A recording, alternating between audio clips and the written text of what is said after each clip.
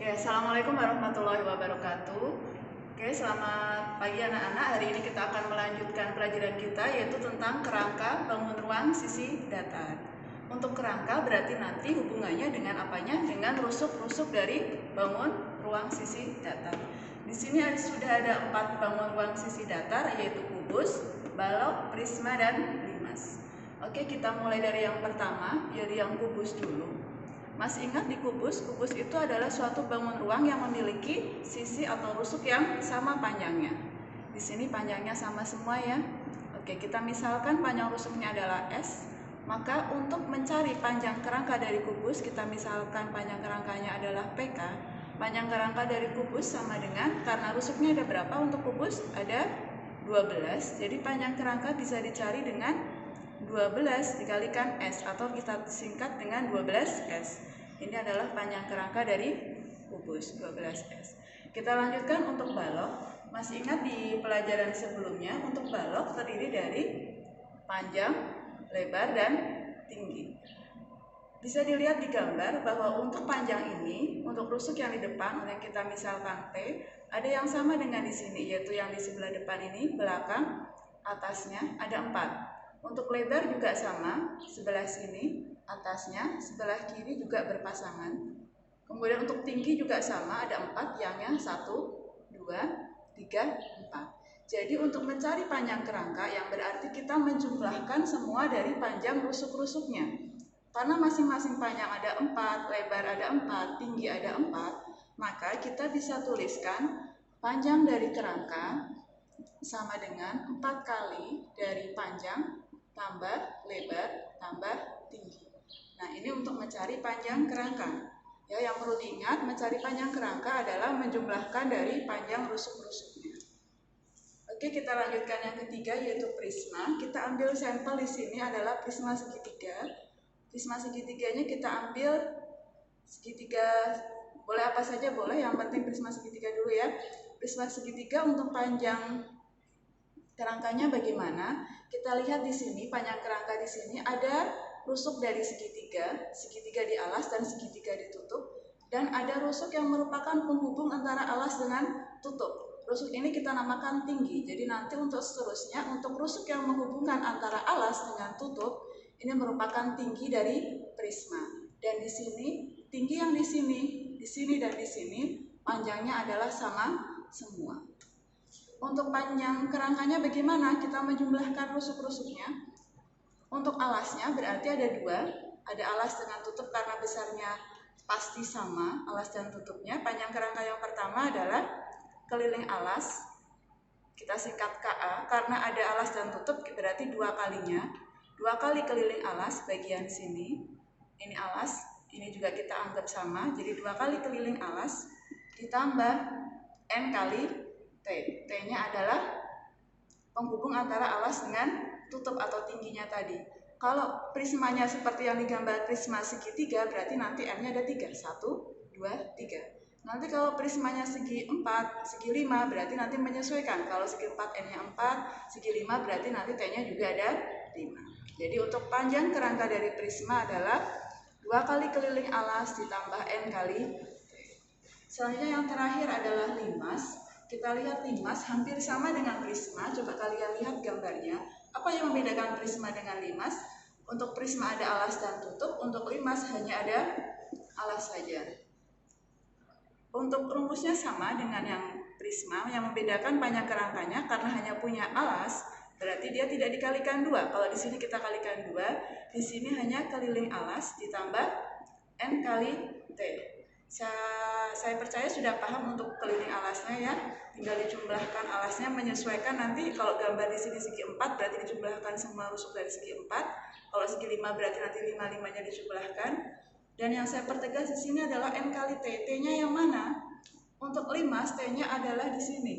T-nya adalah rusuk yang tegak. Di sini panjangnya sama semua. Kalau segi 4 seperti digambar berarti nanti N-nya 4, kalau segi 5 nanti N-nya adalah 5. Seperti itu, ini adalah rumus-rumus untuk panjang kerangka.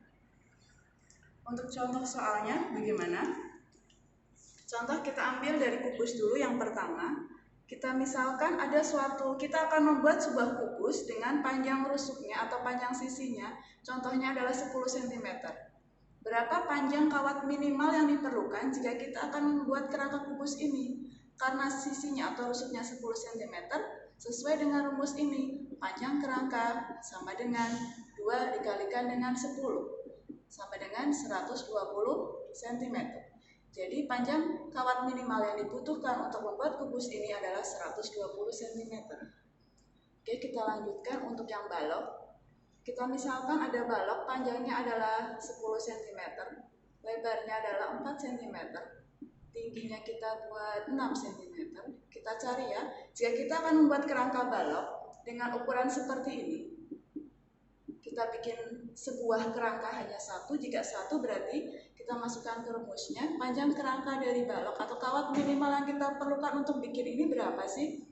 Kita masukkan 4 kali, panjangnya adalah 10, lebarnya di sini berarti ditambah 4, tingginya di sini 6, kita tambahkan, kita hitung dulu yang di dalam kurung, 10 ditambah 4 ditambah 6, berarti di sini 20, kita hitung 4 kali 20 sama dengan 80 cm. Jadi kawat minimal yang dibutuhkan untuk membuat kerangka balok ini adalah 80 cm. Bagaimana kalau mau kita bikin 2 baloknya, bisa nggak? Bisa. Berarti kawat minimal yang diperlukan kita kalikan 2. Jadi 80 kali 2 160 cm dan seterusnya. Kalau kita bisa juga bikin lebih dari 2 ya. Lanjut yang ketiga adalah prisma. Oke, untuk sampelnya kita ambil segitiganya sama sisi saja ya. Kita ambil misalkan sisinya adalah 5 cm, tingginya kita buat misalkan 10 cm saja, biar nanti untuk contoh saja ya. Kita ambil sisi alas dan tutupnya adalah segitiga sama sisi yang memiliki panjang rusuk 5 cm dan tinggi dari prisma adalah 10 cm, ini rusuk alasnya. Sama tutup sama ya. Kita bisa menghitung panjang kerangka yang dibutuhkan atau panjang kawat minimal kalau kita mau bikin kerangka prisma ini. Berapa panjang kawat yang dibutuhkan atau panjang kerangkanya? Sesuai dengan rumus 2 kali keliling alas, karena alasnya segitiga, berarti 2 kali keliling segitiga. N-nya adalah segi N, segitiga alasnya berarti 3 kali T. Kita masukkan angkanya, keliling segitiga, karena seginya di sini segitiga sama sisi, berarti 5 tambah 5 tambah 5. Jadi kelilingnya adalah 3 kali 5 ditambah 3 kali tinggi prismanya 10. Kita hitung ya, 2 kali 3 kali 5 adalah 15.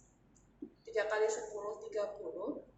Jadi hasilnya 2 kali 15 30. Kebetulan sama, ditambah 30. 60 cm. Jadi ternyata jika kita mau membuat kerangka bentuk prisma segi 3 sama sisi seperti dengan ukuran seperti ini, panjang kawat minimal yang dibutuhkan untuk satu kerangka ini adalah 60 cm. Oke, terakhir untuk limas.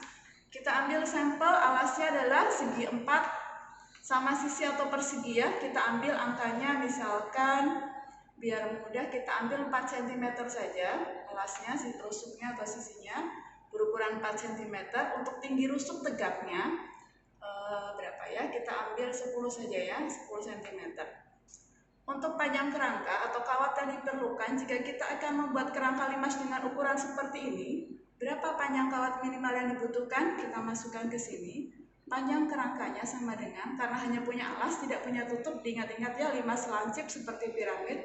Keliling alasnya berarti keliling dari persegi. Bagaimana? 4 tambah 4 tambah 4 tambah 4 atau 4 kali 4 ditambah, karena seginya alasnya adalah segi 4 berarti N-nya adalah 4. Bisa kita hitung tingginya ada 4. 1, 2, rusuk tegaknya ada 4 ya.